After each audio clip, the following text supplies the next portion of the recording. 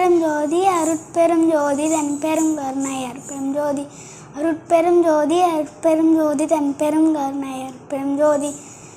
புண்ணியம் கோடி வரும் பொய் வாழ்க்கை ஓடிடும் எண்ணிது கைகூடும் ஏற்ற துணை நன்னிடவே வாழ்வில் வளர் ஒளி வினாயினே நாள் எல்லாம் வாழ்த்திடுவோம் நன்றே. அருட்பெரும் ஜோதி அருட்பெரும் ஜோதி தன்பெரும் கருணை அருட்பெரும் ஜோதி அருட்பெரும் ஜோதி அருட்பெரும் ஜோதி தன்பெரும் கருணை அருட்பெரும் ஜோதி.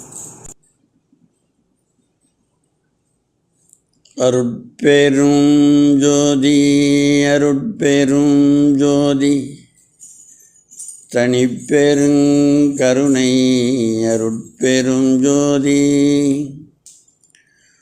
ஒரு தரம் படிக்கில் உடல் பொறி கரணம் ஓய்ந்து உயிரனுபவங்கூடும் இருதரம் படிக்கில் எண்ணிலா சித்திகள் ஏய்ந்து அருள் அனுபவங்கூடும் மறுதரும் அதையே முத்தரம் படிக்கில் மண் இறை அனுபவங்கூடும் கருதரும் வள்ளல் கனிவுடன் உரைத்த கவின் அருட்பாவிலோர் கவியே. கருதரும் வள்ளல் கனிவுடன் உரைத்த கவின் அருட்பாவிலோர் கவியே. ஓம் எல்லாம் அல்ல அருட்பெருஞ்சோதி ஆண்டவருடைய தனிப்பெருங்கருணையினாலே நல்லவற்றை சிந்திக்கக்கூடிய வாய்ப்பு அது எப்பொழுதும் கிடைக்காது. எங்கே கிடைக்குமோ அங்கே அதையும் நழுவு விடக்கூடாதுன்னு சொல்கிறார் திருவள்ளுவர். எப்பொழுதும் கிடைச்சிட்டே இருக்காது, எங்கேயோ ஒரு இடத்துல கிடைக்கும். நம்ம எங்கேயாவது ஒரு வழியில் போயிட்டுருப்போம், அங்கே யாராவது பேசிகிட்டு இருப்பாங்க, நம்ம பயணத்தை நிறுத்திட்டு அங்கே போயிடணும். அங்கே போயிட்டால் நமக்கு வேண்டிய செய்தி அங்கே கிடைக்கும். நமக்கு அழைப்பு வந்தாலும் வல்லாவிட்டாலும் எங்கே சொற்பொழிவு நடக்குதோ, எங்கே ஆடுறாங்களோ, எங்கே பாடுறாங்களோ, எங்கே பேசுகிறாங்களோ அதை நாம் பயன்படுத்திக்கணும். அப்போ தான் அங்கங்கே நமக்கு தேவையானது கிடைக்கும். இல்லைன்னா நிச்சயமாக கிடைக்காது. நாங்கள் ஒரு கோயில் உட்காந்து பேசிகிட்டு இருந்தோம், இது நடந்தது. பேசிகிட்டு இருக்கிற போது ஒருத்தன் போகிறான், அந்த வழியாக போகிறான். நாங்கள் பேசுகிற சத்தம் கேட்குது அவனுக்கு. சரி, அவன் எதுக்கு போகிறான்னா சாகருக்கு மருந்து வாங்கி எடுத்துகிட்டு போகிறான். தற்கொலை பண்ணிவிட்டு சாகணும் அப்படின்னு மருந்து சோப்பில் இருக்குது. அவன் போகிறான். எங்கள் சத்தம் கேட்ட உடனே சரி சாகர் தான் சாக போகிறோம், நம்ம சாமியார் பேசுகிறாரு, அவர் பேச கேட்டு போய் செத்து போயிடலாம் அப்படின்னு அங்கே வந்து உட்காந்துட்டான். அவன் வந்து உட்காந்துட்டான்னா நாங்கள் என்ன பேசுகிறோம்னா ஏன் தற்கொலை செய்யக்கூடாதுன்னு பேசுகிறோம். அவன் வந்ததுக்கு எங்களுக்கு எந்த தொடர்புமே இல்லை. தற்கொலை ஏன் செய்து கொள்ளக்கூடாது அப்படின்னு பேசுகிறோம். ஆனால் உண்மையாக யாரும் தற்கொலை செய்யக்கூடாது. அதாவது இந்த வீட்டை உங்களுக்கு ஒருத்தருக்கு இலவசமாக கொடுக்குறேன், தப்பா இந்த வீட்டில் நீ குடியிருந்துக்கன்னு. இந்த வீட்டை நீ எவ்வளோ பத்திரமா பார்த்துக்கிறையோ, நாங்கள் அடிச்சுக்கிற வெள்ளை கூட நீ நல்லா வெள்ளை அடித்து வச்சு நல்லா பெயிண்டெல்லாம் பூசி சுத்தமாக வச்சுருந்தீங்கன்னா எங்களுக்கு அவ்வளோ சந்தோஷமாக இருக்கும். இந்த செவத்தை பூரா சுற்றி எடுத்து வந்து அடித்து உடச்சி 70ஆல் அடித்து பூரா ஓட்டையாக பண்ணி இதை நாசமாக்குனா கொடுத்தவன் சந்தோஷப்படுவானா? அதுபோல் இறைவன் கொடுத்த வீடு இந்த வீடு. இந்த சிவப்பிரகாசாமிங்கிற அந்த உயிர் இந்த வீட்டில் குடியிருக்குது. இந்த வீட்டை பத்திரமாக பாதுகாக்கிற பொறுமை எல்லாருக்கும் வீடு கொடுத்துருக்காரு. இந்த வீட்டுக்கு கொடுத்தாங்கன்னா அவனுக்கு வாடகை வீடு தான். இது வாடகை வீடுனா வாடகை கொடுக்கணும். மாதமான வீட்டுக்காரன் வந்து வாடகை கேட்பான், வாடகை கொடுக்கணும். இதுக்கு தினந்தோறும் வாடகை கொடுக்கணும். நாம் கொடுக்குற வாடகை தான் சாப்பாடு. 3 நேரம் உணவுங்கிற குடிக்கூலின்னு பேர் வாடகைங்கிற சொல்லுக்கு குடியிருப்பதற்கு கூலி கொடுக்குறது. தினந்தோறும் இந்த குடிக்கூலி கொடுக்கலைன்னா வீட்டுக்காரன் என்ன செய்வான்? வீட்டை காலி பண்ணிக்குப்பான். நீ 2-3 நாளைக்கு ஒன்று கூலி கொடுக்காமல் போட்டு அப்புறம் உயிர் வளர்ந்த குடிக்கு தானே பாரு, வீட்டுக்காரன் காலி பண்ணிடுவான். அதுபோல் இறைவன் கொடுத்து அப்புறம் அவன் வந்து உட்காண்டிருந்தவன் நாங்கள் இதை பேசின உடனே அந்த விஷமா வாங்கிட்டு வந்தது நான் சாகருக்கு அதை எடுத்து எங்கள் காலில் வச்சுட்டு விழுந்து கும்பிட்டான். இன்னும் அவன் உயிரோடு இருக்கிறான். சுவாமி, நான் பாட்டுக்கு போயிட்டு இருந்தேன், நீங்கள் பேசுகிறத கேட்டு போய் சாகலாம்ட்டு வந்தேன். என்னுடைய சாவியை எனக்காகவே இன்றைக்கி பேசினீங்களே, நாங்கள் அவனுக்காக பேசினோம். அவன் சாகக்கூடாதுன்னு விதி இருக்குது. சாகக்கூடாதுன்னு விதி இருந்ததுனால அவன் அங்கே வந்து உட்கார்ந்தான். அதனால் அந்த விதி அவனை சாக விடாமல் தடுத்துடுது.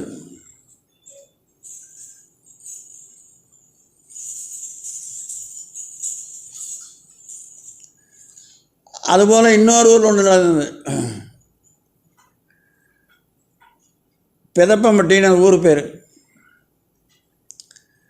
அந்த ஊரில் ஒருவருக்கு 4 பையன். 4 பேரும் படிச்சுட்டு அமெரிக்காவில் வேலையில் இருக்கிறாங்க. எல்லாம் டாக்டர். அங்கே அமெரிக்காவில் போய் ஒரு பையன் அந்த அறிவிப்பு கொடுத்தான். இன்ன படிப்பு இருக்கணும், இன்ன வயது இருக்கணும், பெண்ணு, அவள் விதவையாக இருந்தாலும் பரவாயில்ல, புருஷனை கட்டி புருஷன் இழந்தவா இருந்தாலும் பரவாயில்ல, நான் திருமணம் செஞ்சுக்கிறேன்னு ஒரு அறிவிப்பு பேப்பரில் கொடுத்தான். ஒரு விதவை வந்துட்டான். இவன் என்ன கேட்டானோ அதே வயது இருக்குது, அதே படிப்பு இருக்குது, அதே போல் கணவனை கல்யாணம் பண்ணி 2 மாதத்தில் புருஷனை இறந்து போயிட்டான். அவன் விதவியாக்குறான். உடனே அவளை கல்யாணம் பண்ணிட்டான். அவன் நம்ம ஊரில் அவளை முண்டச்சியும்பாங்க. புருஷன் இல்லைன்னா அவள் எதுக்கு வந்தாங்க கூட சகனம் தீட்டும்பாங்க. அவன் அப்போ இந்த தமிழ்நாட்டுக்கே நீ வரக்கூடாதுறான்ட்டான். நீ என்னைக்கு போய் விதவை முண்டச்சி கல்யாணம் பண்ணியோ வரக்கூடாதுன்ட்டான். அட ஊருக்காரர் எல்லாம் எத்தனையோ நியாயம் பேசுகிறாங்க. எந்த நியாயத்துக்கு வந்தார் கட்டுப்பட முடியான்ட்டார். அந்த பேச்சே அவன் என் முகத்தில் முழிக்கூடாது. எனக்கு 3 பையன் தான், ஒரு பையன் கிடையாதுன்னு அவன் என்னைக்கு முண்டச்சியை கல்யாணம் பண்ணானோ அதோட சரின்ட்டார் அவர். எத்தனை பேர் பேசி பார்த்து விட்டுட்டாங்க. சரி, இந்த பையனுக்கு இனிமேல் நம்ம ஒன்றும் முடியாது அப்படின்னு சொல்லி விட்டுட்டாங்க. நாங்கள் அந்த ஊருக்கு போனோம். அந்த ஊரில் விநாயகர் சதுர்த்திக்கு எங்களை கூப்பிட்டுருந்தாங்க. விநாயகர் சதுர்த்திக்கு அவங்க வீட்டுக்கு முன்னால் விநாயகர் கோயில். இவர் செல்வந்தராஜா ஒரு ஈச்சியார் கொண்டாந்து போட்டு இவரை கொண்டாந்து அங்கே வந்து உட்காந்துருந்தார். இவர் யாருன்னு எங்களுக்கு தெரியாது. நீங்கள் பேச கேட்குறக்கு அவர் வந்து உட்கார்றாரு. நாங்கள் பேசுகிற போது நாம் என்ன சொல்கிறோம், குறைன்னு ஒன்று இருக்குது, குற்றம்னு ஒன்று இருக்குது. குறைன்னு என்னென்னா தெரியாமல் செய்கிறது, குற்றம்னா தெரிஞ்சே செய்கிறது. குறைய குற்றமாக நினைக்கக்கூடாது. அட ஒரு குழந்தை இந்த இடத்துல ஒன்று கற்றுதுன்னா அது குற்றமாது? அதுக்காக அதை போய் உதைக்கலாமா? அதுக்கு அறிவு வரும்போது அது திருந்திக்கு. குறை எல்லாருக்கும் இருக்கிறது தான். அதனால தான் மகாத்மா காந்தி சத்திய சோதனையில் நான் என்னுடைய குற்றம் குறைகளை எல்லாம் என் உள்ளம் வருந்தும் அளவுக்கு மிக நன்றாக உணர்ந்திருக்கிறேன். நாம் இன்றைக்கி என்ன குற்றம் செஞ்சோம், என்ன நல்லது செஞ்சோம் அப்படின்னு சொல்லி ஒவ்வொரு நாளும் நம்ம கணக்கு போடணும். நீ குற்றம் அதிகமாக, குறை அதிகமாக, நல்லது அதிகமாக, கெட்டது அதிகமாக, யாராவது நல்லது செஞ்சோமா, தீமை செஞ்சோமா அப்படின்னு வரவு செலவு கணக்கு பார்க்குற நீங்கள் எவ்வளோ பார்க்குறோம்னோ அதே போல் அதையும் பார்க்கணும். அப்போ தான் நாம் திருந்த முடியும். குற்றம் அதிகமாக இருந்தால் குற்றத்தை குறைச்சிக்கலாம், நல்லது குறையாக இருந்தால் நல்லது அதிகமாக்கலாம். அதுபோல் அவரை குற்றம் குறைகளை எல்லாம் என் உள்ளம் வருந்தும் அளவுக்கு மிக நன்றாக உணர்ந்திருக்கிறேன். இந்த குற்றங்குறைகளை தான் உணர்றதுக்கு ஒரு மனிதனுக்கு அறிவு வந்துடுதுன்னா அது சாதாரணமான செயல் இல்லைங்க, மிகப்பெரிய ஆற்றல் அவங்ககிட்ட வந்துடுங்க. நாம் என்ன குற்றம் செய்கிறோம் அப்படிங்கிறது மட்டும் அவன் சிந்திக்கிறதுக்கு ஆரம்பிச்சிட்டான்னா அவன் தெய்வமாகவே மாறிடலாம். அப்பேற்பட்ட ஆற்றல் அது. அங்கனம் ஒருவன் தன்னுடைய குற்றங்குறைகளை தானே உணர்ந்து கொள்ள பெறுவதில் தான் ஒரு அரும்பெரும் ஆற்றல் அடங்கியிருக்கிறது அப்படின்னு மகாத்மா காந்தி சத்திய சோதனைன்னு அவர் எழுதின நூல் 17 புத்தகம். அதில் 3வது நூல் சத்திய சோதனை. அதில் 300 எழுதுகிறார். 300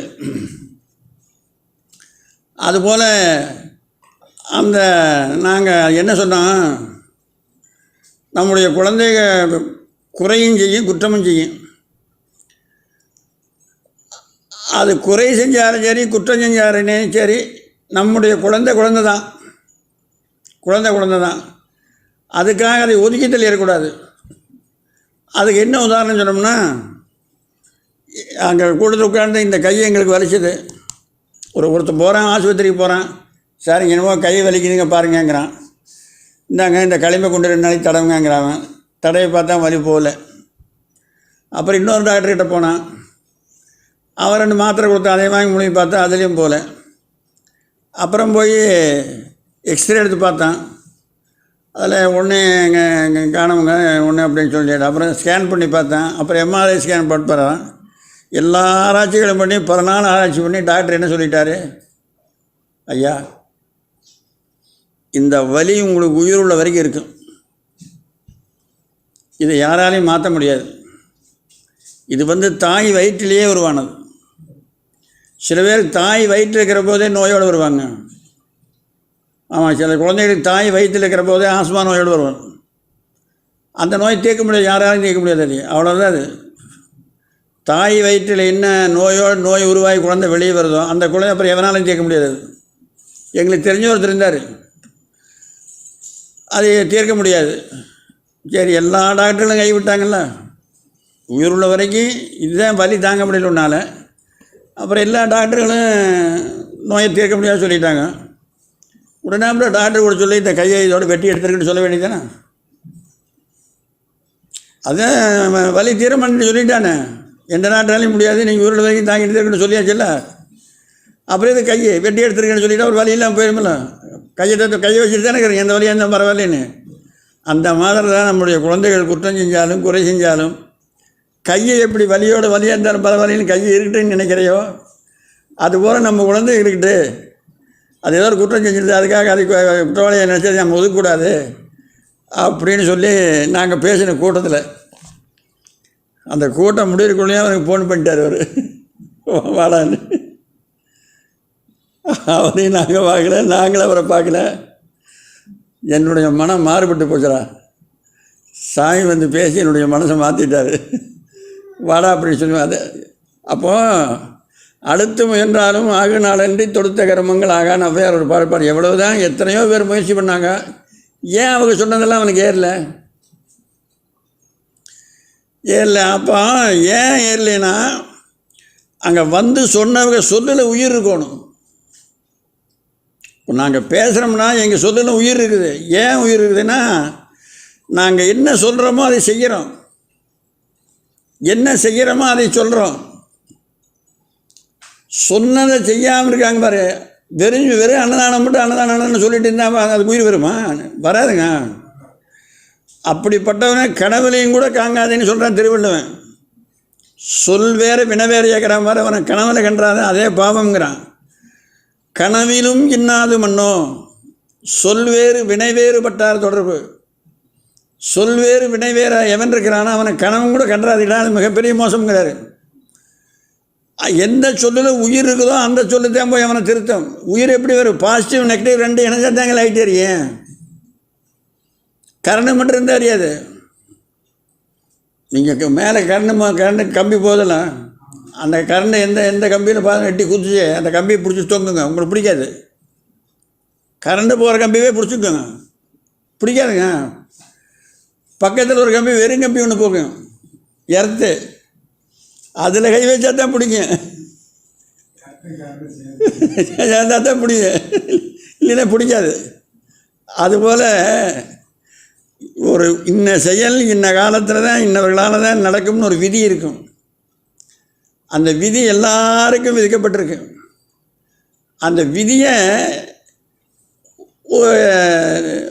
மாற்ற முடியுமானா மாற்ற முடியாது, முடியவே முடியாது. எப்படி முடியாதுன்னா, இந்த விதிங்கிறது என்னென்னா நாம் ஏற்கனவே செஞ்ச வினையினுடைய பயன். ஏற்கனவே போன பிறவிகளை செஞ்ச மேலே வினை, அந்த வினையெல்லாம் விதிங்கிறது விதைக்கிறது.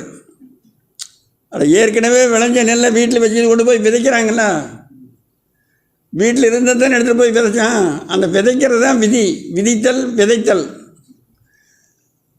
அப்புறம் அது என்ன விதைக்கிறியா அதுதானே முளைச்சி வரும். ஏங்க வேப்ப மட்டை கொண்டு போய் விதைச்சி விட்டுட்டு ஆப்பிள் பழம் பழக்கலையா பழகுமா? நீ விதைச்சதே வேப்ப கொட்டை, என்ன ஆப்பிள் பழத்தை காணமே என்ன வருமா? எப்படி வரும் ஆப்பிள் பழம்?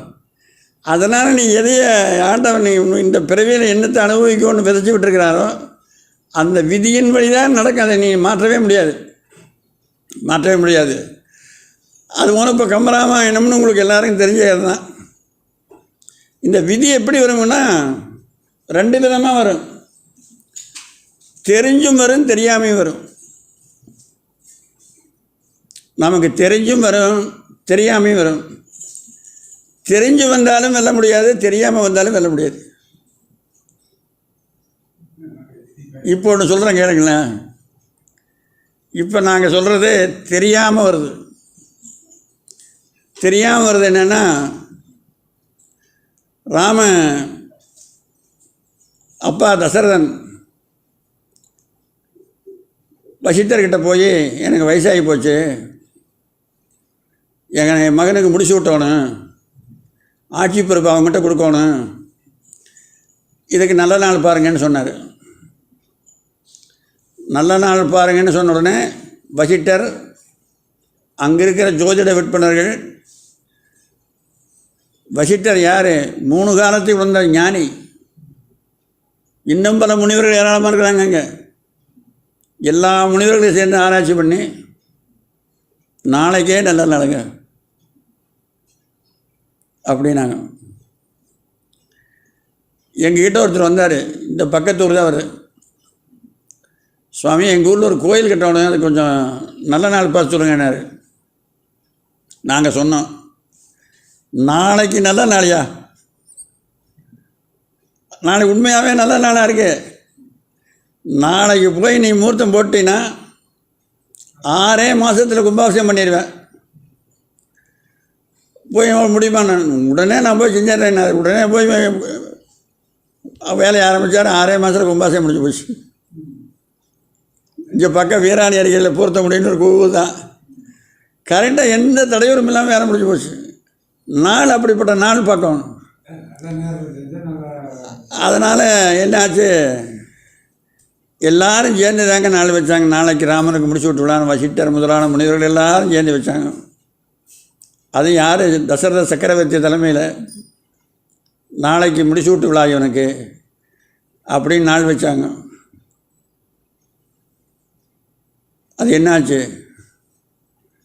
நாளைக்குன்னு வச்சது. ஆனால் பொதுவாக ஒரு ஆளுக்கு நீங்கள் கடங்காரன் வந்து கடங்காட்டு போய் பணம் கேட்குறீங்க, அவன் நாளைக்கு கொடுக்குறேன்னு சொல்கிறான், அந்த பணம் நிச்சயமாக வராது. நாளைக்கு கொடுக்குறேன்னு சொல்கிறது எவன் சொல்கிறானோ அது வராது, நிச்சயம் வராது. நீங்கள் நாளைக்கு போய் பாரு, வராது. அது வேறு ஏதோ வேணும்னு சொல்லுவான். அதனால் நாளைக்குன்னு எதையும் ஒத்தி வைக்கக்கூடாது. அது எத்தனை வருஷம் கழிச்சு நடக்குது? நாளைக்குன்னு ஒதுக்கி வச்சது 14 வருஷம் கழிச்சு நடக்குது. 14 வருஷம் ராமனுக்கு முடிசூட்டி அப்படியே முடி அந்த பட்டாபிஷேக கோலத்தோடு என் மகன் ராமன் வருவான் அப்படின்னு அவனுடைய தாய் கௌசல்யாதேவி அப்படியே பட்டு புடவை கட்டி பூஜை பண்ணிட்டு உட்காந்துருக்கிறான். அப்படியே வெண்கொற்ற கொடை கையில் பிடிச்சி வருவாங்க. பக்கத்தில் வர்றவங்க எல்லோரும் வெஞ்சாமரம் வீசிட்டு வருவாங்க. முடிச்சுட்டு உடனே என்கிட்ட ஆட்சி வாங்குறதுக்காக அவன் வருவான்னு எதிர்பார்த்துட்டு உட்காந்துருக்கிறான். ஆனால் அவன் எப்படி வரான் தெரியுமா?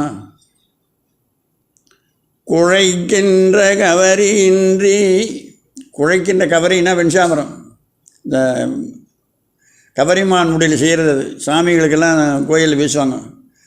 குழைக்கின்ற கவரியின்றி கொற்றவன் குடையும் இன்றி, கொற்றவன் குடையும் இல்லை, குழைக்கின்ற கவரியின்றி கொற்றவன் குடையும் இன்றி மழை குன்றம் அணையான் வரும் வரும் என்று தழைக்கின்ற உள்ளத்தாள் முன் என்ன இழைக்கின்ற விதி முன் செல்ல. அவனுக்கு முன்னால் இப்போ பட்டயம் முறையிட்டு பராக்குன்னு சொல்லிட்டுல வரவனே, ராமனுக்கு முன்னால் விதி போகுதா? இழைக்கின்ற விதி முன் செல்ல தருமம் பின் இறங்கி ஏக மழைக்குன்ற மனையான் ஒரு தமியன் வந்தான். தனியாக வந்து நிற்கிறானுங்க. இவ கற்பனை கற்பனை என்ன, எத்தனை மேலதாளங்கள் முழங்க, எத்தனை பேர் வெஞ்சாமரம் வீச, குற்றவன் குடை பிடிச்சிட்டு ராஜமரியாதையோடு என் மகன் ஆசி வாங்கறதுக்கு வருவானே அப்படின்னு எதிர்பார்க்குறான். ஆனால் அங்கே என்ன இது, தழைக்கின்ற உள்ளத்தாள் முன் ஒரு தமியன் சென்றான். தனியாக போகிறான். அது எப்படி, மர உரி தணிச்சிட்டு காட்டுக்கு போகிற வேஷத்தில், அரச கோலத்தில் போகலை. அரச கோலத்தில் போகலைங்க, காட்டுக்கு போகிறதுன்னா அதுக்கு ஒரு வேஷம் தனியாக போடணும்ல, காட்டில் வாழ்கிற வேஷம்னு அந்த வேஷத்தில் போகிறான். அதை பார்த்தா எப்படி இருக்க அப்படி உள்ளம், அந்த வேஷத்தில் போனான். இது லட்சுமணனுக்கு தெரிஞ்சது. அந்த கைகை தான் இப்படி வரமாங்கிட்டா. ஆழிசூழ் உலகமெல்லாம் பரதனையாள நீ போய் தாளேறும் ஜடைகள் தாங்கி தாங்க அருந்தவ மேற்கொண்டு பூணி வெங்கானம் நன்னி புண்ணியத் துறைகளாடி 7 ஆண்டில் வா என எம்பினன் அரசன் என்றாள். ராமா, நீ 14 வருஷம் காடு போ, என்னுடைய மகன்தான் இந்த நாட்டை ஆளணும் அப்படின்னு சொல்லி இவனுக்கு சொல்லி தாய் உத்தரவு போட்டான். இந்த தாய் 7 ஆண்டில் வா அப்படின்னு உத்தரவு போட்டான். ஆழிசூழ் உலகமெல்லாம் என் மகன் பரதனே ஆள வேண்டும்.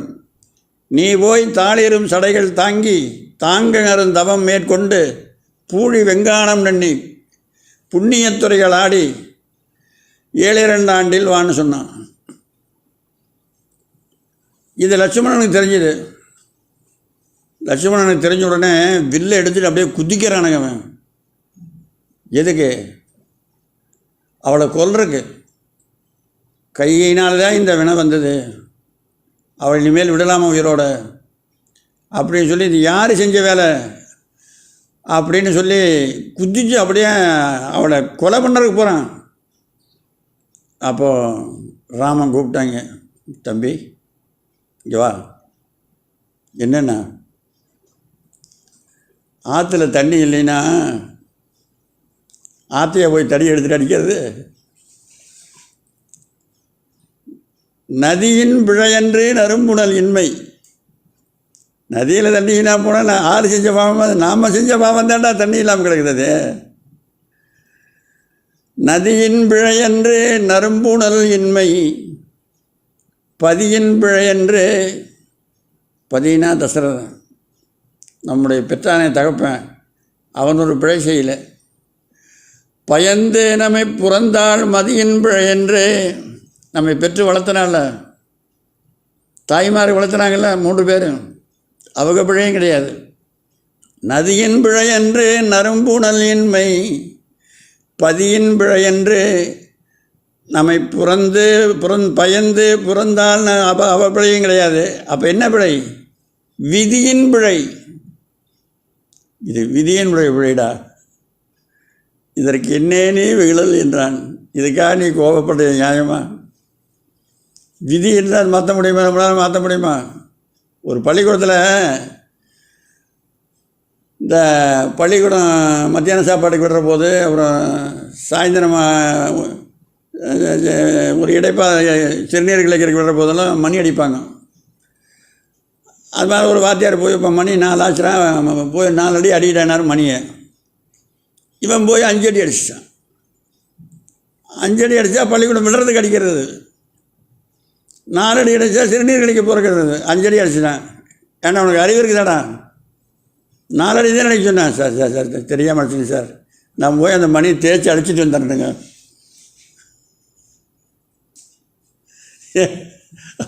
அடிச்சு அடியும் மணி தேய்ச்சி அடியுமா? சங்கிலேருந்து ஊதி ஓசை வெளியே போய்ட்டு அப்புறம் வந்து உள்ளே போதுமா? மடியிலேருந்து பாலை கறந்தாச்சு அப்புறம் மடி கூட போகுமா? அதுபோல் விதியை மாற்ற முடியாதுடா. விதியின் பிழை, இதற்கு என்னே நீ வெகுழல் என்றான். உடனே அப்புறம் லட்சுமணன் சொல்கிறானுங்க அந்த இடத்துல, அண்ணா விதி விதின்றெல்லாம் இருக்கிறது நியாயம் இல்லை. அந்த விதிக்கு விதியாகும் என் வில் திறங்கான். என்னுடைய கையில் இருக்கிற வில் அந்த விதிக்கே விதியாகும். விதி என்னால் மாற்றி அமைக்க முடியும் அப்படின்னு சொல்கிறான். அப்புறம் அவனை சமாதானப்படுத்திட்டான். வேண்டாம், நீ பேசாமல் இரு, நான் சொல்கிறேன், நீ மாற்ற முடியாது, நான் முடியாது, பேசாமல் இரு அப்படின்ட்டார். அமைதியாக இருந்துட்டான். இப்போ பாருங்கள், இந்த விதி தெரியாமல் வந்தது. இது யாருக்காவது தெரியுமா இப்படி காடு போவான்னு? யாருக்கு? திரிகாலம் வந்த ஞானி வசிஷ்டனுக்கு தெரியல. ஜோதிட வல்லுநர்கள் எத்தனை பேர் இருந்தாங்க, அவர்களுக்கெல்லாம் தெரியல. இதையெல்லாம் விடுங்க, கடவுளே மனிதனாக வந்தவன்ல ராமன், ஸ்ரீமன் நாராயணமூர்த்தியே மனித வடிவத்தில் வந்ததுங்க, அவனுக்கே தெரியல.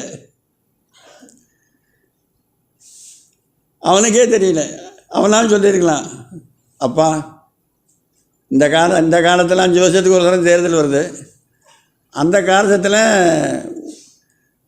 ஒருவனுடைய தலைமுறைக்கு ஒரு தரம் மாறும்.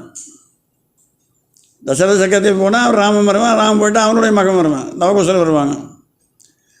இதுக்கே இத்தனை செலவாகுதுன்னா அந்த காலத்தில் அதுக்கு எத்தனை செலவாகிறது? தலைமுறைக்கு ஒரு தரம் அரசு மாறுதுன்னா அவ்வளவு செலவு, ஏராளமான செலவு. இவன் சொல்லியிருக்கலாமல்ல, அப்பா எதுக்கு வீண் செலவு செய்கிறீங்க, நான் காடு போக வேண்டிய வேலை 14 வருஷம் காடு போக வேண்டிய வேலை இருக்குது, அப்புறம் வந்து நான் முடிச்சு விட்டுக்கிறேன், எனக்கு வேண்டாம் வேலை அப்படின்னு அவன் சொல்லியிருக்கலாமல்ல. எத்தனையோ பேர் சொல்கிறாங்க நான் விதை வெல்றேன் எங்கே வெல்லுவாங்களா? சரி, அந்த வசிஷ்டனான்னு சொல்லியிருக்கலாமல்ல. ராமனுக்கே தெரியாத போது அப்புறம் வசிஷ்டன் என்ன கடவுளாலே சொல்ல முடியலையே. அப்புறம் காட்டுக்கு புறப்பட்டாச்சு. காட்டில் போய் அங்கே தண்டகாரண்யத்தில் பல செயல்கள் நடக்குது. கடைசி வருஷம் வருது. கடைசி வருஷம் 7-2 14 வருஷம். 14 பஞ்சபாண்டவர்கள் காட்டில் வாழ்ந்தது 12.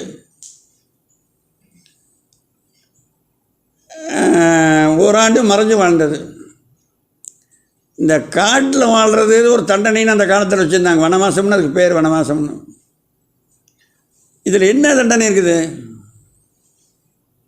காட்டில் வாழ்கிறது என்ன தண்டனை இருக்குது அப்படின்னா, காட்டில் யாருக்கும் தெரியாமல் வாழ முடியும். அவங்க எங்கே இருக்கிறாங்கன்னே யாராலையும் கண்டுபிடிக்க முடியாது.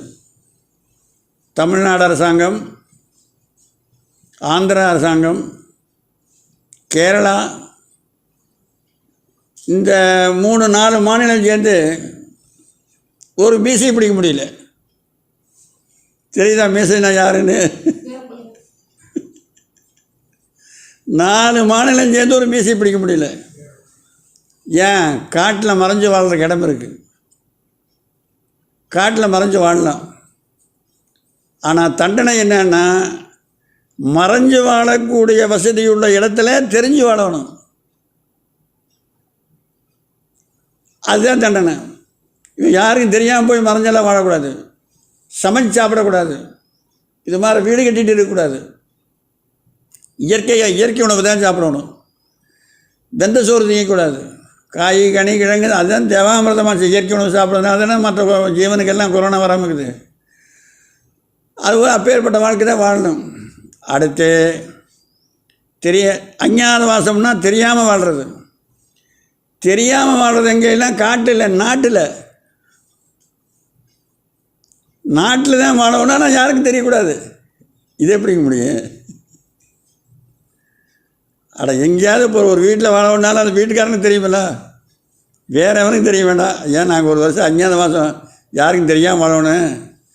நாங்கள் ஒரு வருஷத்துக்கு இந்த வீட்டுக்குள்ளே இருந்துக்கிறோம், எங்களுக்கு உணவுகளெல்லாம் கொடுன்னு சொன்னால் வேற எவனுக்கும் தெரிய வேண்டாம். அவனுக்கு தெரியுமில்ல, அந்த வீட்டுக்காரனுக்கு, அவனுக்கு தெரியக்கூடாது.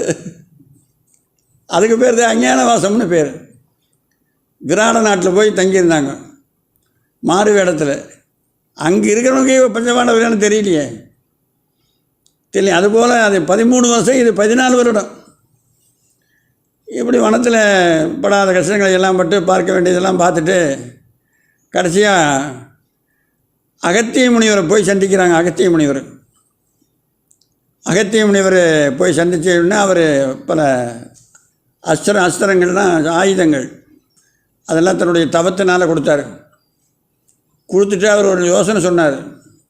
ராமா, நீ பல வருஷங்கள் காட்டில் வாழ்ந்துட்டு வந்துட்டேன். ஆனால் இப்போ போகிற இடம் பஞ்சவடின்னு அதுக்கு பேர். இது அசுரர்களுடைய மாயை நிறைஞ்ச இடம். இந்த வனம் அசுர மாயை. அதனால் இங்கே அசுரர்களுடைய மாயை அதிகமாக இருக்கு. இதை கண்டு நீ ஏமாந்துடக்கூடாது, ஜாக்கிரதையாக இருக்கணும். இந்த ஆயுதத்தெல்லாம் நீ வச்சுக்க, மிகப்பெரிய சக்தி வாய்ந்த ஆயுதங்கள் இது அப்படின்னு ரொம்ப எச்சரிக்கை செய்து விடுறாரு. இப்போ நாங்கள் முதல் சொன்னது தெரியாமல் வந்தது, இப்போ விதி தெரிஞ்சு வருது, தெரிஞ்சே வருதுங்க விதி. அங்கே லட்சுமணன் சொன்னானல்ல, விதிக்கு விதியாகவன் வெல்திறங்கான்னு சொன்னானே. அப்போ அந்த விதி சொல்லிச்சு, டேய் நான் தெரியாமல் வந்ததுனால நீ குதிக்கிற, இப்போ நான் தெரிஞ்சே வரேன். இப்போ ஒருத்தன் ஒரு வீட்டில் தூங்கிட்டு இருக்கிற போது ஒருத்தன் திருடிட்டு போயிட்டான்னு வச்சுக்கோங்க. அதடா தினந்தோறும் நான் 4 மணிக்கு எந்திரிப்பேன், இன்றைக்கி எந்திரிக்காம விட்டுட்டேன், திருடிட்டு போயிட்டானே அப்படின்னு திருடிட்டு போன பிறகு இவன் பேசுவான். தினந்தோறும் 4 மணிக்கு எந்திரிப்பானா. அப்புறம் ஒரு மாதம் கழிச்சே ஒரு லெட்டர் வருது, இத்தனாம் தேதி உன் வீட்டில் திருட வாரம்னு. உன்னால் முடிஞ்சா தடுத்துக்காங்கண்ணா. தெரியாமல் வந்தது, திருடிட்டு போயிட்டான். இப்போ இதுக்குள்ளே இருக்க திருட்டு போயிடுது. திருடம் போன பிறகு இந்த கதவை என்ன பண்ணுதான், ஓடி ஓடி சாத்திச்சான். திருடம் போன பிறகு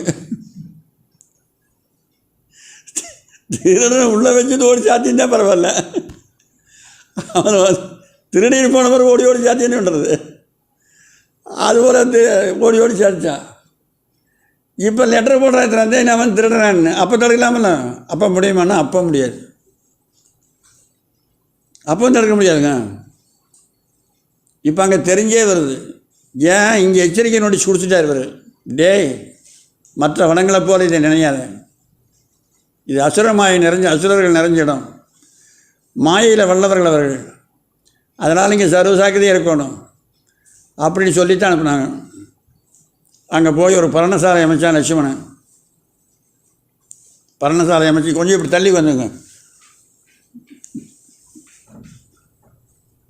அவர் இப்படி திருப்பி பண்ணியிருக்காரு.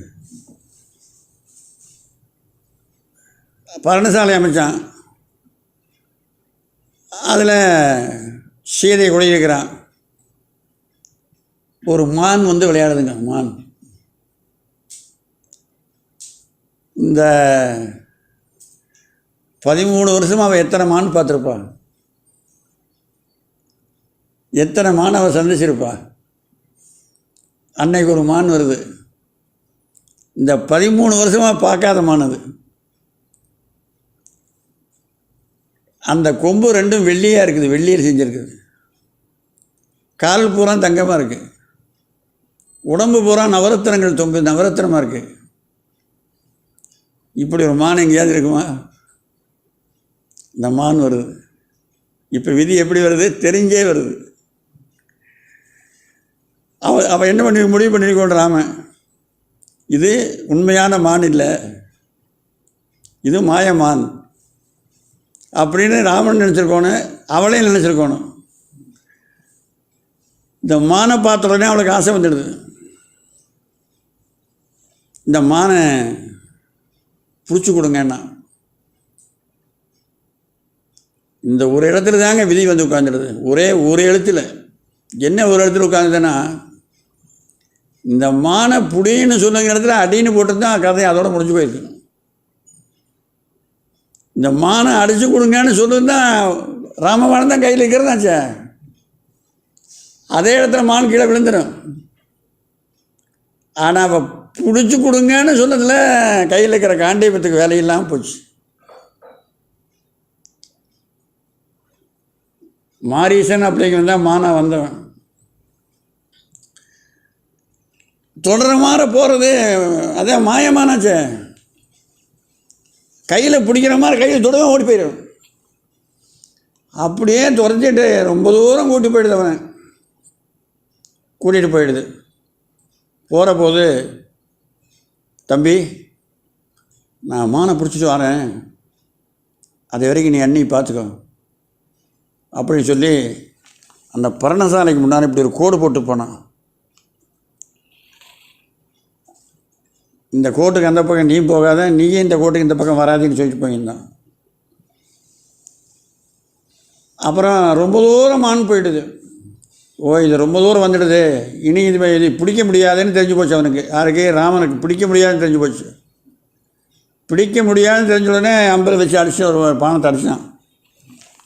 போய் பாஞ்சிடுது. மானில் போய் உள்ள பானம் பாஞ்ச உடனே சீதா லட்சுமணா அபயம் அப்படின்னு கத்திட்டு விழுகிறான் அவன். யார்? ராமங்கத்திர மார்க்கத்தினான். சீதா லட்சுமணா என்னை காப்பாற்று, அபயம்னா என்னை காப்பாற்றுன்னு அர்த்தம்.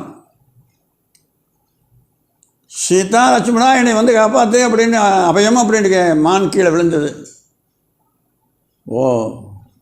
ஏதோ நடந்து போச்சு அப்படின்ட்டு அதுக்கு பிறகு அப்புறம் அந்த மானை அதை எடுக்கல. அம்பு ராமன் ஒரு பானம் போட்டு அந்த பானம் அங்கே போயிட்டு ரெண்டாவது அதே வந்துருப்பீங்க. ராமன் விடுற பானங்கள் அங்கே போய் அங்கேயே இருக்காது. எவன் மேலே எவனாலும் அவனை போய் கொண்டுட்டு கங்கையில் போய் குளித்து சுத்தமான பிறகு மீண்டும் ஆம்பரா துணி தானே வந்துடும். அப்படி அந்த பானம் மீண்டும் வேகமாக இங்கே வர்றான். வேகமாக வர்ற போது அண்ணன் போய் ரொம்ப நேரம் ஆச்சுங்க, நீங்கள் போங்க, போய் என்ன ஆச்சுன்னு பாருங்கள் அப்படின்னு ஆன வரைக்கும் சொல்கிறான். அண்ணி கவலைப்படாத, 33 கோடி தேவர்கள் வந்தாலும் எங்கள் அண்ணனை வெல்ல முடியாது. யாராலையும் அவனை வெல்ல முடியாது. நான்முகன் பிரம்மதேவன் சதுரமுகன் எவன் வந்தாலும் எங்கள் அண்ணனை வெல்ல முடியாது. நீ கவலைப்படாத, அவர் கையில் காண்டீபம் இருக்குது. காண்டீபத்தினுடைய வில் நான் இருக்கேன். நான் அந்த காண்டீபத்தினுடைய நானை காதண்டு இழுத்தான்னா மூதண்டம் பிளந்து போயிடும். எவ்வளவோ சொல்கிறான் அவன். இப்போ கேட்க மாட்டேன்ட்டான். அப்போ என்ன செய்கிறா? ஒன்றன் இறந்து போயிட்டா என்னை மனைவி ஆக்கலாம்னு நினைக்கிறியான்னு கேட்குறான்.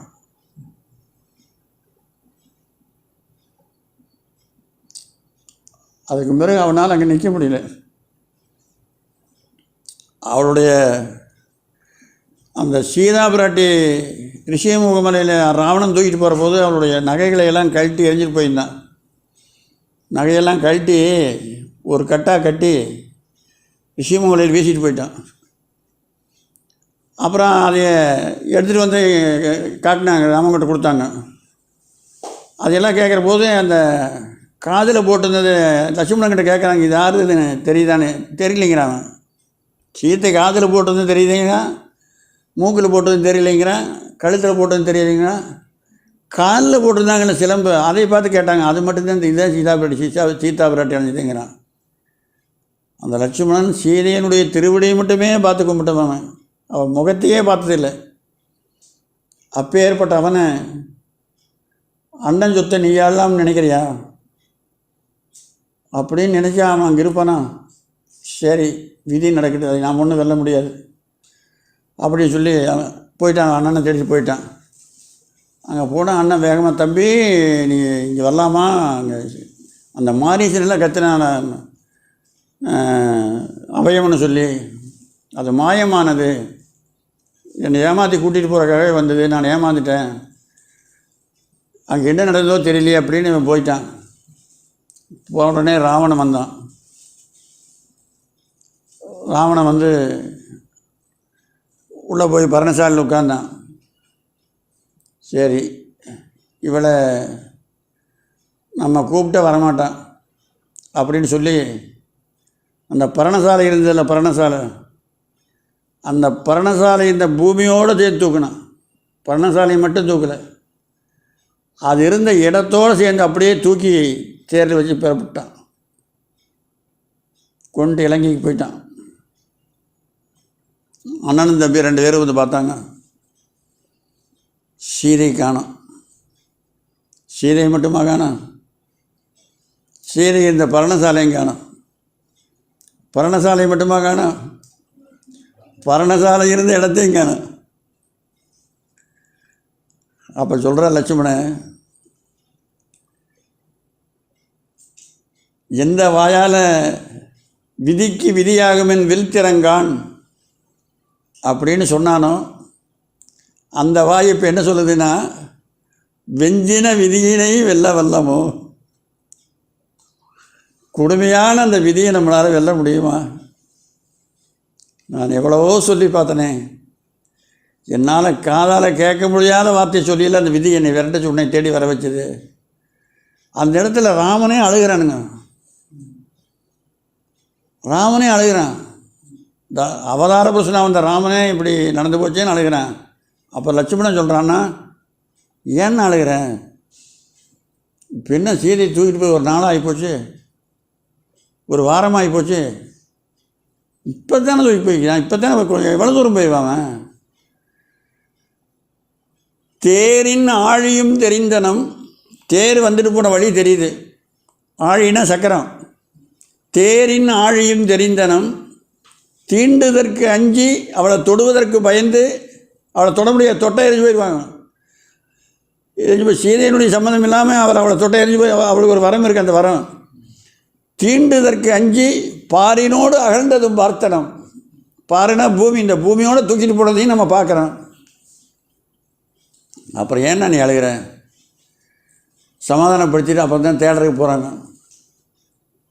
இப்போ விதி வெல்ல முடிஞ்சதா? தெரிஞ்சும் வந்தது, தெரியாமல் வந்தது. தெரிஞ்சு வந்தும் வெல்ல முடியல, தெரியாமல் வந்தும் வெல்ல முடியல. இப்போது விதியை மதியால் வெல்லலாம் அப்படின்னு ஒரு பழமொழி நாட்டில் எல்லோரும் சொல்ல கேட்டிருப்பீங்க. விதியை மதியால் வெல்லலாம்னு சொல்ல கேட்டிருப்பீங்க. ஒரு முனிவர் தவம் பண்ணார், பிரம்மதேவரை நோக்கி தவம் பண்ணார். மிருகண்டோயர்னு அவர் பேர், மிருகண்டோயர். பிரம்மதேவன் வந்தான், என்னப்பா வேணும்னு கேட்டான். எனக்கு ஒரு குழந்தை வேணும்னா. எப்படி குழந்தை வேணும்னு கேட்டார். 100 வயசு இருக்கிற குழந்தை வேணுமா அப்படின்னாரு சுவாமி. 100 வயசோ அல்லது 5 வயசோ 10 வயசோ 1 வயசோ அதை பற்றி எனக்கு கவலை இல்லை, எப்படிப்பட்ட குழந்தை நீங்கள் கொடுக்குறீங்கன்னு அதை சொல்லுங்க அப்படின்னா. 100 வயசு உள்ள குழந்தை கொடுக்குறேங்க, அது என்ன, அந்த குழந்தை என்ன செய்யும்னு கேட்டார். அந்த குழந்தை தான் இந்த உலகத்தில் இருக்கிற தீவிரவாதிகளுக்கெல்லாம் தலைவனாக இருப்பான், பயங்கரவாதிகளுக்கெல்லாம் அவன் தான் தலைவன் அப்படின்னா. சரி, அப்போ 16 வயசுக்கிற குழந்தை கொடுத்தாங்க, அது என்ன செய்யணும்னு கேட்டான். இந்த உலகம் உள்ள வரைக்கும் அவன் புகழ் அழியாது, உலகம் எத்தனை நாளைக்கு இருக்குமோ அத்தனை நாளைக்கு அவன் புகழ் அழியாது. அப்படி இருக்கணும். 16 வயசு வேண்டாங்க சாமி, 16 நாளே இருந்தாலும் சரி, எனக்கு அந்த 16 வயசுள்ள குழந்தை கொடுன்னு கேட்டாங்க. அந்த கேட்டதனுடைய பையனாக தான் மார்க்கண்டேயர் பிறந்தார். தாய் தகப்பரும் ஆசையாக வளர்த்துனாங்க, எல்லா வேதங்களைகளும் அத்தனையும் ஓதி உணர்ந்தார். 15 வருஷமாச்சு இவளுக்கு அழுக வர்றதுக்கு ஆரம்பிச்சிடுது. ஏன் 12 மாதம்தான் இருக்குது, 10 மாதம்தான் இருக்குது, 9 மாதம்தான் இருக்குது, 5 மாதம்தான் இருக்குது, 1 மாதம்தான் இருக்குது, 30 நாள் தான் இருக்குது. இப்படி 2 பேரும் தாய் தகப்பனுக்கு தாங்க முடியாத, அதுவும் ஏதாவது படிக்காத முட்டாள் சர்வ முட்டாளன் தான் கூட பரவாயில்ல, அத்தனை வேதங்களையும் ஓதி விழுந்த மகாஞான ஞானியாக்குறானே, இப்படிப்பட்ட குழந்தை எப்படி இழக்கிறது அப்படின்னு சொல்லி 2 பேரும் அழுது போய் புலம்புனாங்க. இனி 6 மாதம்தான் இருக்குது, சரியாக 6 மாதம். 3 18 180 நாள். நானாக சொன்னால் 180 நாள் தான் இருக்குது. அப்பா கிட்ட போய் அம்மா கிட்ட போய், என்ன ஏன் அழைக்கிறீங்க, என்ன காரணம், ஒரு வருஷமாக அழைச்சிட்டே இருக்கிறீங்களே, நான் பார்க்குற போதெல்லாம் முகம் மாடி கிடக்குது, என்ன காரணம்? நான் அதை சொல்லி என்ன பண்ணுவோம், நான் அப்படி வாங்கிட்டு வந்த வரணும் இப்படின்னாங்க. என்ன வரணும்? சாமி கேட்டார், 100 வயசுள்ள குழந்தை வேணுமா, 16 வயசுள்ள குழந்தை வேணுமான்னு. 16 வயசுள்ள குழந்தை தான் வேணும்னு கேட்டோம். இன்னொரு 6 மாதத்தில் நீ செத்து போயிடுவேன். நீ செத்து போனீங்கன்னா நாங்கள் செத்து போனோம், எங்களுக்கு எள்ளும் தண்ணி இறைக்கிறது யார்? மகன்தான் இறைக்கணும். எங்களுக்கு எள்ளும் தண்ணி இறைக்கிறதுக்கு ஒரு பிள்ளை இருக்குதுன்னு நாங்கள் இருந்தோம். நீ இருக்கும்போதே நாங்கள் செத்து போயிருந்தால் பரவாயில்ல, நாங்கள் இன்னும் சாகாமல் இருக்கிறோமே, எங்களுக்கு யார் அந்த கர்ம காரியத்தை செய்கிறது அப்படின்னாங்க. 6 மாதம் இருக்கலைன்னா கவலைப்படாதீங்க அப்படின்னு தெற்கு திசையை நோக்கி உட்கார்ந்தான். தெற்கு திசையை நோக்கி உட்கார்ந்து வேற ஒன்றும் சொல்ல, சிவாயனமா சிவாயனமா சிவாயனமாங்கிற சொல்லி, அப்புறம் அந்த நமா போச்சு, அந்த யா போச்சு, சிவான்னு மட்டும் நின்றுது. சிவசிவா என்கிலர் தீவினையாளர், சிவசிவா என்றிடத் தீவினை மாளும், சிவசிவா என்றிடத் தேவரும் ஆவார், சிவசிவா என்றிட சிவகதிதானே. திருமந்திரம். இந்த சிவசிவா சிவசிவா சிவசிவா அப்படின்னு சொன்னான் பாருங்க, அந்த மந்திரம் போய் சிவனை பிடிச்சி இழுத்துட்டு வருது. தெற்கு நோக்கி உட்கார்ந்தான். சிவபுர தென்புலத்து ஒரு சாரெய்து சிவபுரு செய்து பன்னால் அன்புடன் அறுத்து தேர்த்தி அருந்தவம் முயற்சியிட்டான். திருக்கடையூர் போனீங்கன்னா, திருக்கடையூர் மயானம்னு இருக்குது. திருக்கடையூர் ஊருக்குள்ள இருக்கிற கோயிலை பார்த்துட்டு வந்துடக்கூடாது. திருக்கடையூர் மயானம்னு அங்கே தனியார் கோயில் இருக்குது, அங்கே போகணும். அங்கே தான் மார்க்கண்டேயருக்காக யமனை உதச்ச இடம். திருக்கண்ட மயானம்னா சுடுகாடு, யமன் செத்து போன இடம் அந்த இடம் தான். அங்கே தெற்கு நோக்கி உட்காந்து சொன்னால் யமதூதர்களை போய் யமங்க, அதே அவனுக்கு மார்க்கண்டேயனுக்கு 16 வயசு முடிவு போய் கூப்பிட்டு வாங்க அப்படின்னா, அவள் வந்து பார்த்தா இவன் உட்காந்து சிவசிவா சிவசிவா சிவசிவான்ட்டு சிவபூஜை பண்ணிட்டு உட்காந்துருக்கிறான். அவன் என்னங்க சிவபூஜை பண்ணிட்டு இருக்கிறானே, அவன் ஒன்றும் பண்ண முடியலைங்களே. ஏங்க எல்லாம் கொழுந்து விட்டு நெருப்பு ஏற்றி வச்சுட்டு அங்கே போய் இருட்டுக்கு தானே பார்த்துட்டு வேணா, இருட்டு எப்படி அங்கே வரும்? விளக்கு அவஞ்சிருந்தால் இருட்டு அங்கே போகு. எல்லாம் எழுதி வரலாம், நெருப்பு எரியுது. அங்கே போய் இருட்டுக்கு தானே பார்த்துட்டு வேணா, எங்கே போய் பார்க்குறது?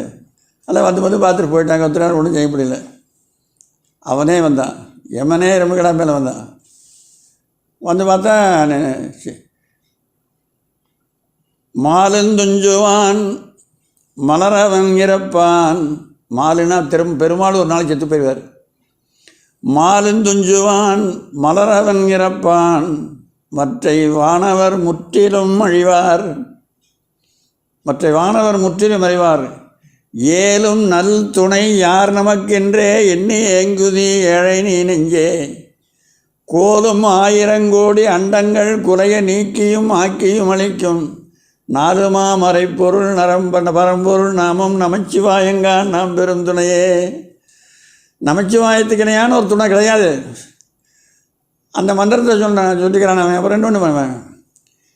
அப்புறம் அதெல்லாம் சொல்லி பார்க்குறேன், யாராக இருந்தாலும் நான் கூட்டிகிட்டு போய்த்தாங்கணுங்கிறேன்.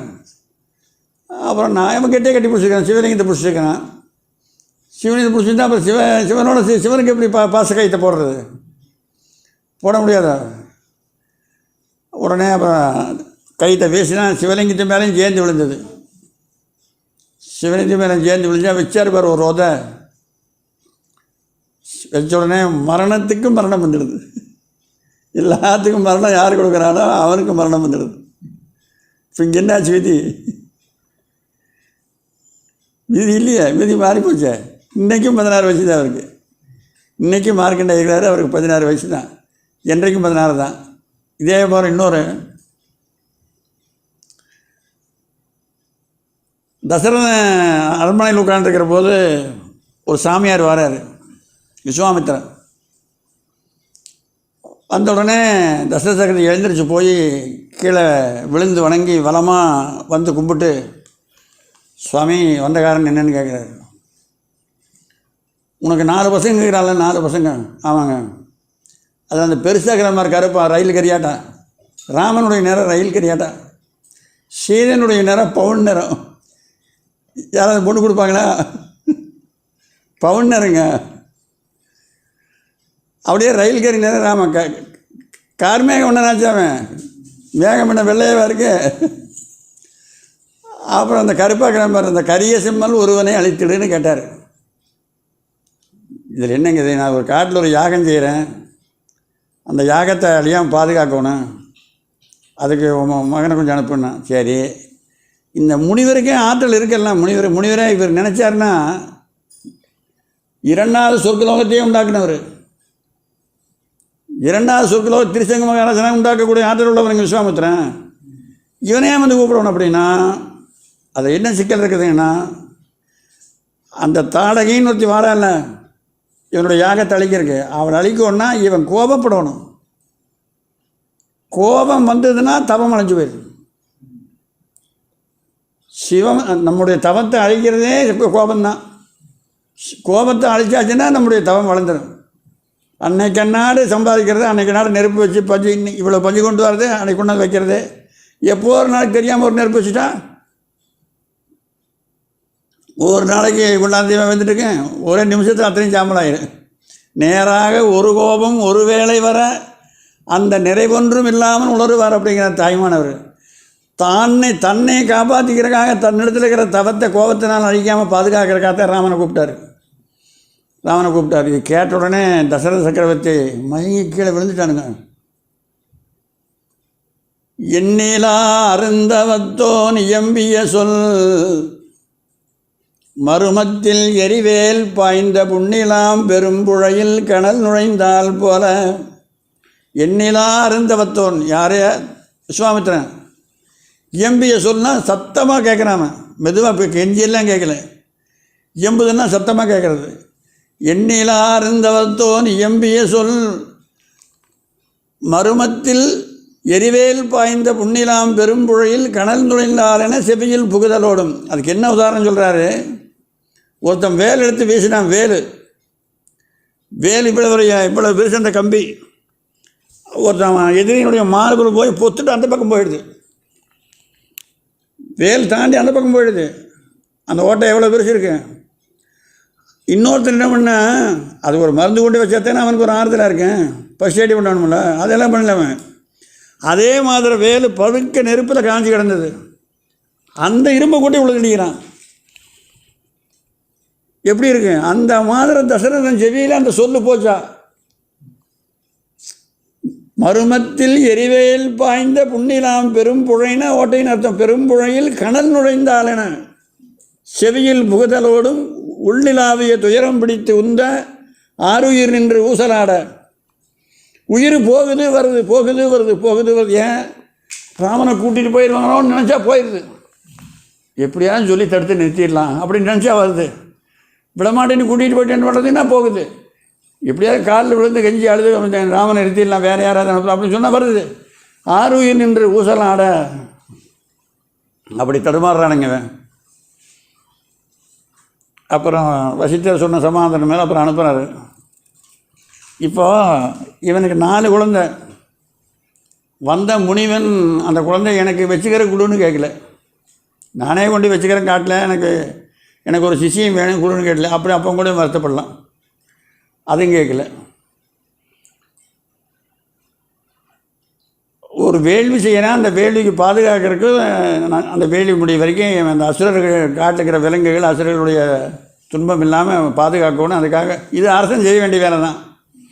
அரசன் தான் செய்யணும், தவஞ்செயர்களுக்கு உதவி செய்யணும். அதுக்காக தான் கேட்டான். இவன் மயங்கி விழுந்துட்டான். இது இப்படியே வச்சுங்க. இந்த இடத்துல பெரிய புராணத்தில் ஒரு அடியார், அவர் பேர் சிறுத்தொண்டர். அவருக்கு ஒரே குழந்தை. இங்கே எப்படி சாமியார் வந்தாரோ அங்கேயும் அதே மாதிரி ஒரு சாமியார் வராரு. இங்கே வந்த சாமியார் நான் ஒரு வேள்வி செய்ய போகிறேன், உன் குழந்தைய காவலுக்கு அனுப்புனார். அந்த சாமியார் உன் குழந்தைய காவலுக்கு அனுப்புன்னு கேட்கல, உன் குழந்தைய கூட நான் கூட்டிகிட்டு போகிறேன்னா கொடுத்துடலாம், கூட்டிகிட்டு போகிறேன்னா கொடுத்துடலாம். ஆனால் வந்தவர் அப்படி கேட்கல, உன் குழந்தைய கூட நான் கொண்டு போய் அரிஞ்சு நான் திங்கிறதுக்கு வேணும் அப்படின்னு கேட்டால் அதையும் கொடுத்துடலாம், அதுவும் கேட்கல. வந்தவர் என்ன கேட்குறாரு, பெற்ற தாய் காலையும் கையும் பிடிச்சிக்கணும், தகப்பன் கழுத்தை அறுக்கணும், கழுத்தை அறுத்து எப்படி அந்த குழந்தையை பெற்றெடுத்தது போது எத்தனை மகிழ்ச்சியோடு இருந்திருப்பான் அந்த தாய், அந்த மகிழ்ச்சியோடு கையை கதை பிடிக்கணுமா, பெற்றெடுக்கிற போது இருந்த மகிழ்ச்சியோடு. இப்படி அறிய வேண்டிய நிலம் வந்துருதுன்னு கண்ணீர் விட்டு அழக்கூடாது, அந்த மகிழ்ச்சியோடு அறிஞ்சு எனக்கு கறி சமைச்சு போடணும்னு கேட்குறாரு. இப்போ இங்கே என்னாச்சு விதி இங்கே அப்போ என்னன்னா, இது ஏன் சொல்கிறோன்னா, விதியை உலகில் வாழ்க்கை வாழ்கிறோம், உலகில் வாழ்க்கைன்னு பணம் சம்பாதிக்கிறது, பொருள் சம்பாதிக்கிறது, பொண்டாட்டி பிள்ளை நாடு மக்கள் இதோடு வாழ்கிறவர்களை வாழ்ந்து கொண்டிருக்கிறாங்களா, அவங்க வந்து விதி தெரிஞ்சு வந்தாலும் தெரியாமல் வந்தாலும் வெல்ல முடியாது, தெரிஞ்சு வந்தாலும் இதை வெல்ல முடியாது. இதெல்லாம் வேண்டாம், எல்லாம் வீசி எறிஞ்சிரு, எல்லாம் வீசி எறிஞ்சிரு. இப்போ ராமனா பிறந்தா ராமன் எவ்வளோ பெரிய கஷ்டம், ராமாயணம் இத்த பெரிய புத்தகம் இருக்குது. பகவான் கிருஷ்ணனா வந்தார், எவ்வளோ பெரிய புத்தகம், மகாபாரதம் எவ்வளோ பெரிய புத்தகமாக இருக்குது. இந்த ரெண்டையும் ஒன்றா சேர்த்திங்க, ராமகிருஷ்ணராக பிறந்தால் ஒன்றும் இல்லை, ராமனாக பிறந்தாலும் துன்பம் ராமாயணமாயிரு, கிருஷ்ணனா பிறந்தாலும் மகாபாரதமாயிரு. ரெண்டும் ஒன்றா சேர்ந்தால் ராமகிருஷ்ணா பிறந்தா. உண்மையிலேயே ராமகிருஷ்ணர் இருக்கிற போது அவர் படுக்க இந்த தர்ப்பப்பில்லு பாயில் அவர் படுப்பார். அவருக்கு தெரியாமல் கொண்டு ஒரு காசு உள்ள போட்டு அடியில், அவருக்கே தெரியாது, அவர் போய் படுக்கிறாரா, அவரால் தூக்கம் இல்லையா, என்னமோ பேயும் பேசாது நாயும் நிறைய கத்துற மாதிரி சத்தம் கேட்குது. என்னடா ஆகிற மாதிரி ஒரு நாள் தூங்குமே, என்ன வந்து இப்படி கத்துத அப்படி எந்திரிச்சு உதறி பார்க்குறாரு, அடியில் பணம் கிடக்குதா. ஐயோ இந்த கருமம் கிடந்ததுனால நமக்கு இப்படி ஆயிருக்குது அப்படின்னு. அந்த சாரதா தேவியை 5 வயசு குழந்தையா அந்த அங்கே இருக்கிற ஒரு கோயிலுக்கு திருவிழாவுக்கு எடுத்துகிட்டு போய்க்கிறாங்க. திருவிழாவுக்கு 5 வயசு குழந்தைய அவங்க அம்மா கிச்சனில் வச்சுட்டு கேட்குறாங்க, தங்கம் இந்த கூட்டத்தில் இத்தனை பேர் இருக்கிறாங்கல்ல, நீ யாரையும் கல்யாணம் பண்ணிக்கிற அப்படின்னு கேட்குறாங்க அந்த குழந்தைய. அப்போ ராமகிருஷ்ணருக்கு 40 வயசு 45 வயசு இருக்கு. அவருக்கு முடி வளர்த்திட்டு தடி வளர்த்திட்டு கோயிலுக்கு போனாலும் ஒரு சாமியாரா, அவர் பார்த்தா பறவை கேட்டே அழகெல்லாம் இருக்க மாட்டார், உத்தராசம் கித்தராசமெல்லாம் போட்டெல்லாம் இருக்க மாட்டார். மேலே ஒன்று ஆடை கடையெல்லாம் போட்டு அலங்காரப்படுத்துகிற வேலையெல்லாம் நித்யானந்தா மட்டும் அழகு பண்ணுற வேலையில் அவர்கிட்ட இல்லை, உட்காந்துக்கிறாரு. இந்த பிள்ளை என்ன சொல்லுது, அம்மா அதாங்க ஒரு தாத்தா உட்காந்துக்கிறாரு பாரு, முடி வளர்த்திட்டு அவர் தான் நான் கட்டிக்கிறேங்குது. இது என்னடா அது. அதுக்கு பிறகு 35 வருஷம் கழிச்சு கல்யாணம் இருக்குதுங்க, அவர் தான் கட்டுறது. அந்த புள்ள சொல்லி 35 வருஷத்துக்கு பிறகு 35 வருஷத்துக்கு முன்னையே அந்த புள்ள தான் புருஷனை தேர்ந்தெடுத்துடுது. இப்போ இந்த இடத்துல இவரால் ஏன் விதியை வெல்ல முடிஞ்சுது, தன்னுடைய குழந்தையே அறுத்து போடுறதுன்னா உலகிலிருந்து விலகிட்டாங்க. அவங்க வாழ்கிறது சிவனுடைய அருளை பெறுவதற்காக. ஆண்டவனுடைய அருளால் விதியை வெல்ல முடியும். ஆழ்வார் ஒருத்தர் பாடுறாரு, அயனார் எழுத்து அளவு அன்றியே. அயனும் பிரம்மதேவனுடைய தலையில் எழுதாம பாரு, அவனுடைய அளவு இருக்கு. அயனார் எழுத்து அளவு அன்றியே அதிகம் கணப்பொழுதாயினும், கணப்பொழுதுனா கண் இமைக்கிற நேரம், கணப்பொழுதாயினும் பவனாயிருப்பவர் இல்லை. சரி, அப்புறம் வியனாய் உன்னை நினைய வல்லார். வியனாய்னா இடைவிடாமல் நினைக்கிறது. வியனாய் உன்னை நினைய வல்லார் அவ்விதி வெல்வார். அப்படி இன்றையே இப்படி மீதில். அப்படின்னா அந்த உலகம், இப்படின்னா இந்த உலகம், படினா உலகம். அப்படி இப்படி மீதில் விதி வெல்வாருங்கிற. அந்த விதியை வெல்ல முடியும் யாரால? இறைவனுடைய நாமத்தை இடைவிடாது யார் சொல்கிறாங்களோ அவர்களால் விதியை வெல்ல முடியும். அது இல்லாமல் இந்த உலகில் வாழ்க்கை வாழ்ந்து கொண்டிருக்கிறவங்களால தெரிஞ்சு வந்தாலும் விதியை வெல்ல முடியாது, தெரியாமல் வந்தாலும் விதியை வெல்ல முடியாது. அதனால தான் அடுத்து முயன்றாலும் ஆகினால் என்று எடுத்த கர்மங்களாக அவையாருன்னு சொல்கிறான். அதாவது அயனார் எழுத்துங்கிறது செய் தீவினை இருக்க தெய்வத்தை நொந்தக்கால் எய்த வருமோ இருநிதியும். அதுபோல் நாம் செய்த வினையினுடைய பயன் நமக்கு அனுபவத்துக்கு வந்தே தீரும். அது யாராலையும் மாற்ற முடியாது. இந்த உலகில் இருக்கிறவர்களுக்கு தெரிஞ்சு வந்தாலும் தெரியாமல் வந்தாலும் விதியை வெல்ல முடியாது. அதனால் அதுக்கு இன்னும் இதுக்கு நிறைய உதாரணங்கள் அது கிடக்கு. அதனால் இன்னொரு அடுத்த நாளைக்கு பார்ப்போம். பண்ணி எல்லோரும் சுகமாக இருங்க. அருட்பெரும் ஜோதி அருட்பெரும் ஜோதி தன்பெரும் கருணை அருட்பெரும் ஜோதி அருட்பெரும் ஜோதி அருட்பெரும் ஜோதி தன்பெரும் கருணை அருட்பெரும் ஜோதி. தாயும் என் உரிமை தந்தையும் ஞான சபையிலே தனிநடம் புரியும் தூயனின் பாதம் துணையெனப் பிடித்தேன். தூக்கமும் சோம்பலும் துயரமும் மாயையும் வினையும் மறைப்பும் ஆணவமும் அழைத்து என்னை பிடித்திட வழக்கோ நாயினேன். நீ ஒரு கணம் தரிப்பறிய நல்லருள் ஜோதி தந்த அருளே. அருட்பெரும் ஜோதி அருட்பெரும் ஜோதி தன் பெருங்கண்ணை அருட்பெரும் ஜோதி அருட்பெரும் ஜோதி அருட்பெரும் ஜோதி தன் பெருங்கண்ணை அருட்பெரும் ஜோதி.